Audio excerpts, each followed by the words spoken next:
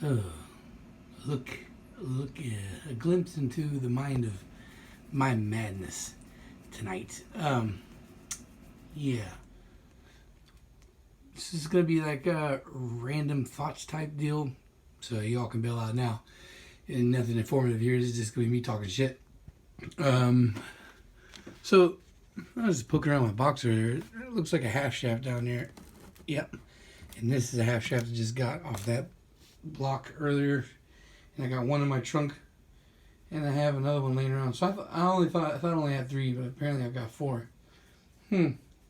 Uh, yeah, something must be done about organizing this shit. Yeah. Definitely need to get on that. I'm gonna be doing that. I promise. I'm gonna be doing it soon.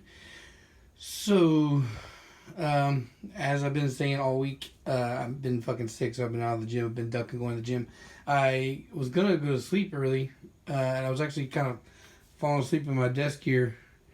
And I decided no, because time is so important and valuable, right? I don't like to waste time. Then I started thinking about the stupid B18 again, and I started getting all excited and shit. So I hopped on it early. I figured, fuck, I've been treating myself good all weekend and all week, babying myself, not going anywhere. I mean, I'm still keeping on my runs, but I just didn't want to be the dickhead going to the gym and coughing on people and be that guy that everybody's like, "Why are you here, you fucking asshole, spreading disease?"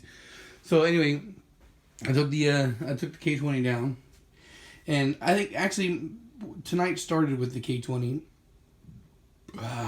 I So I bought this K20 Z3 a while back. For maybe you guys saw it on Instagram or whatnot.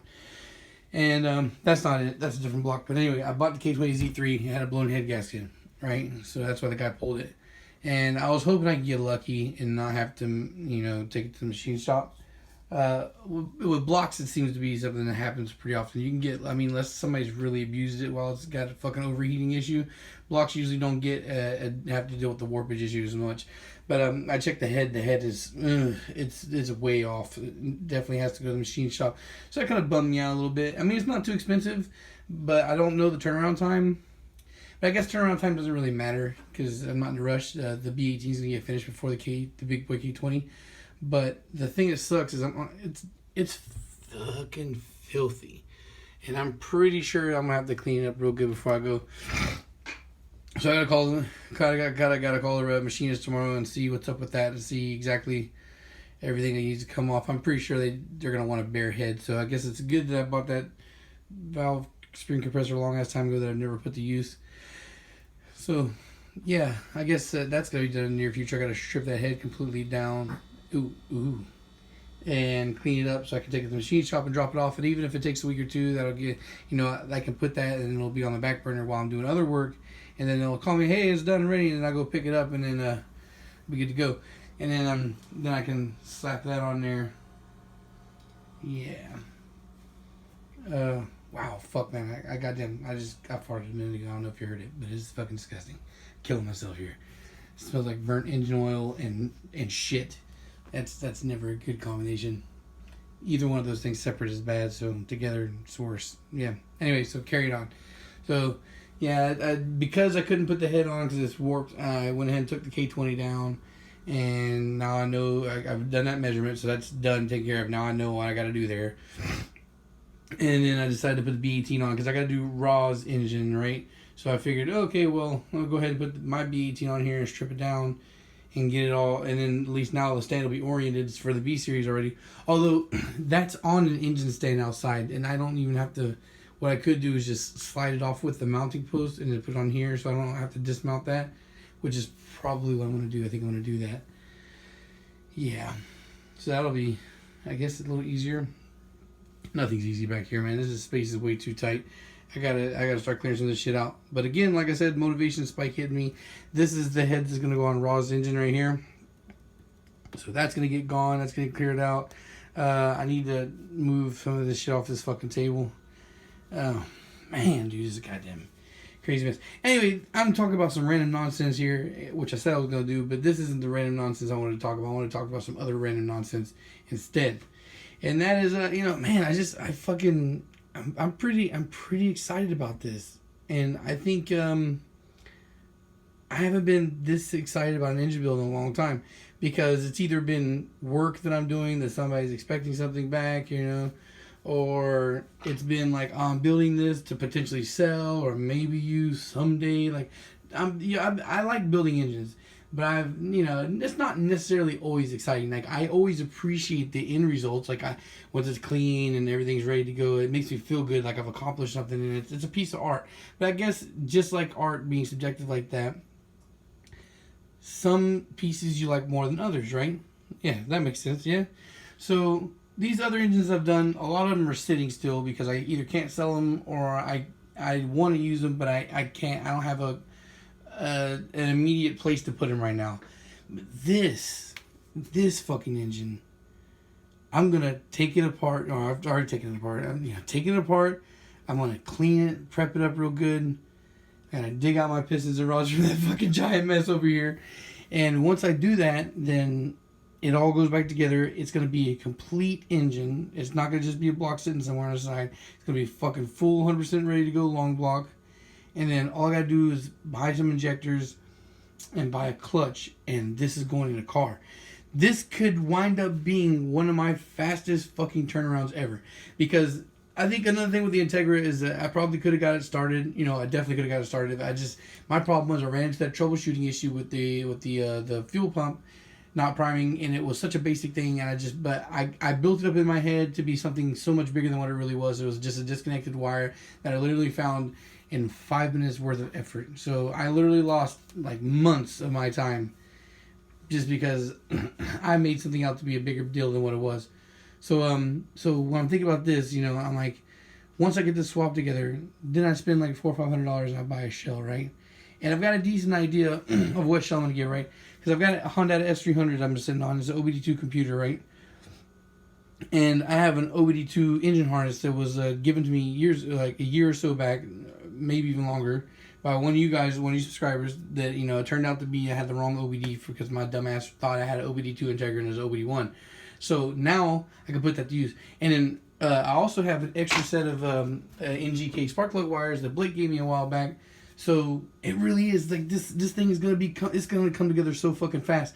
And now I can use this video as as a bookmark to this. Like, this is the day that I very first touched this project, right? Or started this.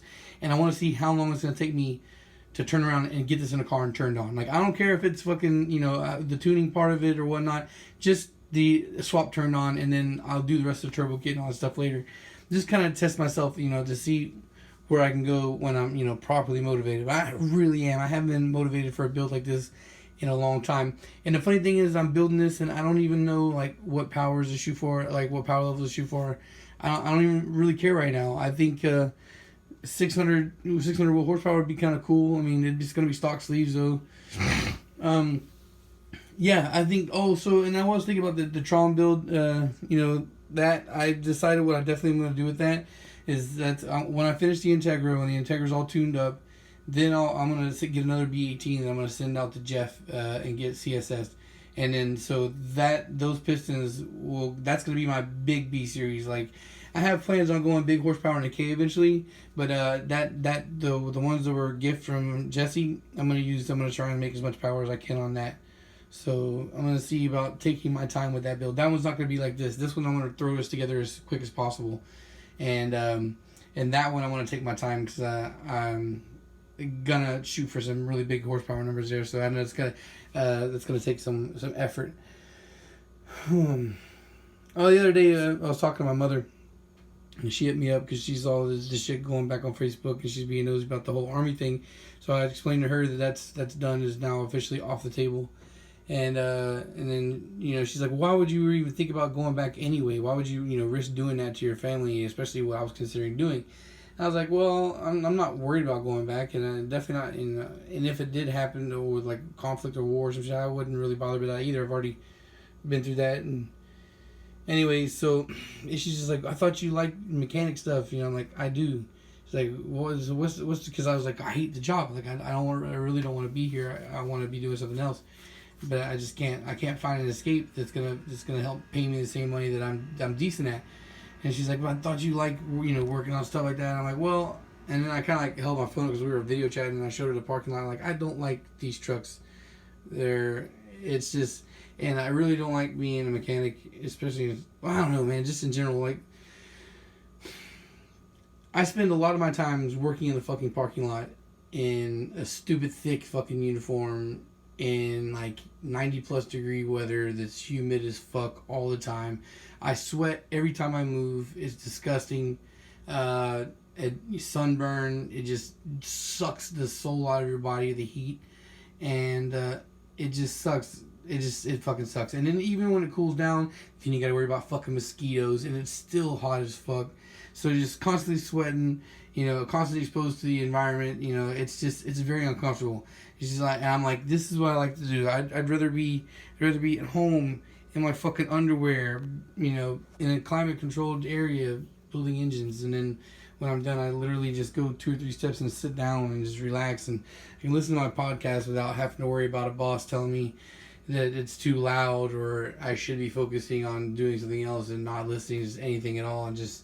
It's just a miserable thing, man. I feel like a slave. It sucks.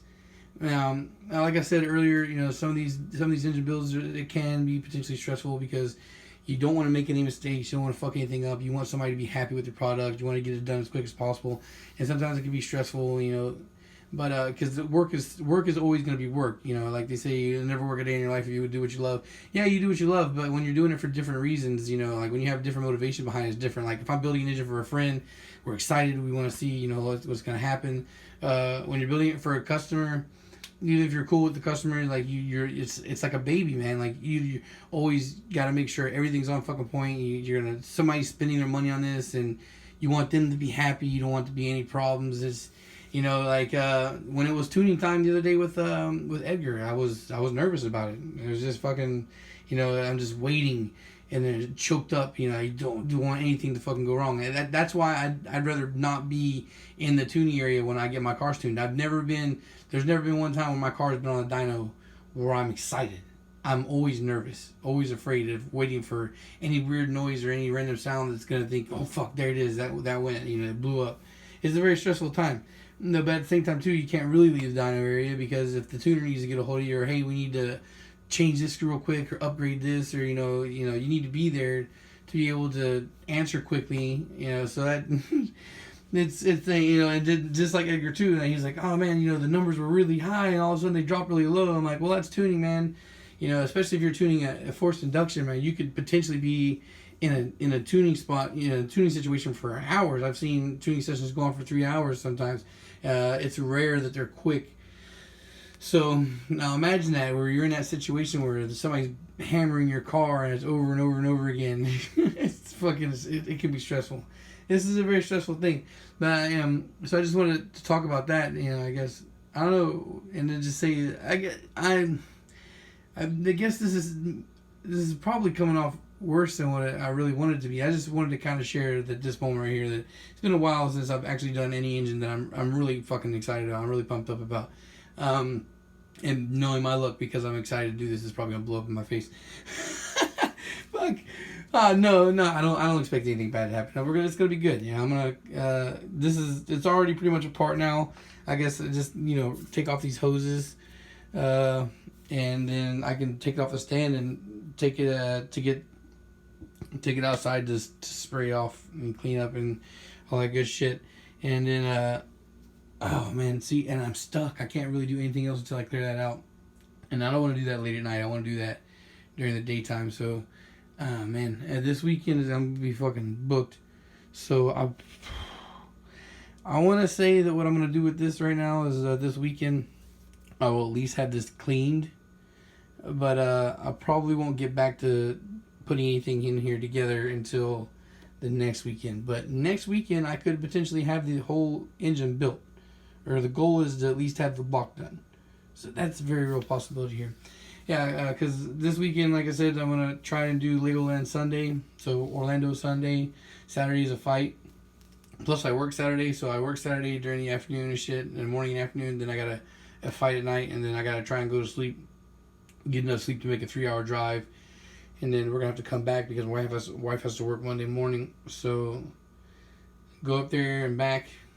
And then also Chubbs, he's got some stuff missing off the RSX. I need to give him, like this valve cover is something I'm gonna give him, a couple other small things, and then I'm gonna go over the RSX with him at his crib, and we're gonna pick out everything that needs to be done on it, so that way he can actually so he can start to get that shit together. Yeah, so it's more good news. It's good stuff. Anyway, guys, I guess I want to say is to close out is like any hobby or anything that's worth doing that has a lot of, that you can get a lot of joy out of. It's gonna take you some effort, but yeah, no, I guess if especially people, maybe one-off engine build, but then like to know like to do this over and over and over again. I think one thing that could make my work process a lot better would just be if I had a lot more space. That would be a lot of stress off of the situation. Like, man, I can't. I love building engines at home, because it's so easy to do, and for the rest of my fucking life, because hopefully if things go well in my life, I will get bigger houses. I will get a bigger place to live, and it won't be such a clusterfuck like this. But I would imagine that I will always keep one tool cart on hand, one engine stand in the house, so that way I could do these like little passion projects like this. Like, I'm just at home, and this is something I want to do, and I could throw together something real quick at the house, and then I have a shop that's separate for work. So that way when I have the big workload and I got engines all over the place, it's not a big deal. Like, I have all the space and I don't feel claustrophobic. I very much look forward to that time, and I guess, guys, like I said, I'm reinvigorated, remotivated. I want to try and push out some stuff here, and of course, I'm not gonna let quality slide. And of course, every one of these builds are super important to me. But definitely want to get more of this shit out. I think gotta start putting together. I don't really have too many blocks left over, but whatever I have left, I want to assemble and have ready to go. Even if I think my problem is right now is I still have an overload of Ks. I have like multiple K20 blocks. I think I have two bare K20 Z3s, and then I have that K24 I need a girdle for. So, and I have other options potentially. I guess I really need to. I got to crawl under my bed because that's where I put all my healthy cranks at and see exactly what I have there. And then I have some cranks that are laying around here that are like kind of iffy. They're damaged, but like I haven't measured them. But anyway, that's not for you guys. That's for me because I'm trying to mad scientist up some shit. I'd like to do that still. I've talked about that a bunch of times. Eventually, I will do that. Especially like this, like a situation like this where this engine's gonna be together and running like mad fast. So I could definitely see me playing around with like a fucking shitty crank that's suspect, like with like a stock rebuild, like like some used bearings or whatnot, and just a $50 Felpro head gasket, and then just fucking send it and see where it goes. Even if it's like no tune, like just put together a stock engine and see what happens. Yeah. Anyway, dude, once I get to that point where I have free money and space to just throw into projects, all kinds of craziness is gonna happen, man. I want to test one of everything, and yeah. So hopefully everything goes good financially for the near future, and nothing crazy happens, and we can keep this shit rolling. See what happens. Wow, 18 fucking minutes, man. I didn't really think this would be this long. I almost didn't film at all because I thought it would be like 3 minutes of me talking and it would be kind of senseless. And then I was like, well, if I only talk for 3 minutes, I'll just put it on Instagram. But yep, well, see who fucking finishes this.